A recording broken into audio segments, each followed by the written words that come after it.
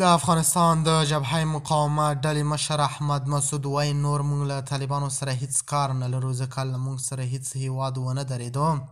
احمد مسعود په یوه مرکه کې ټینګار کړی چې موږ په یو نیم کال کې هیڅ کس نه دی وژلی او نه مو اسیر کړی دی. احمد مسعود ویلي موږ طالبان نه همداسې پرېږدو چې افغانستان جوړ کړي. هغه ویلي له جګړې هیڅ هم نه جوړیږي. احمد مسعود داسې ښکاري چې امریکا ته په غوسوي او امریکا ته یې بار بار پیغامونه هم پرېښودلي دي. احمد مسعود ویلي که امریکا له موږ سره ودرېږي نو موږ به خپله دعوا پای ته ورسوو. احمد مسعود ویلي امریکا تر اوسه پورې موږ ته کوم مالي یا هم هیڅ مرسته نه ده شوې.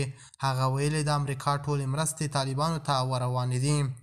د خرابات ټي وي چینل درنو لیدونکو سلام، ستړي مه شئ، وخت مو په خیر. هیله لرم چې جوړ او روغ به یې. په سر کې یادونه کوم که خرابات ټي وي چینل مو نوي سبسکرایب کړئ، په درنښت سره خرابات ټي وي چینل سبسکرایب کړئ. احمد مسعود په یو پیغام کې ویلي امریکا چې داسې له طالبانو سره بشري مرستې کوي نو دا به خطرناکه پایلې ولري.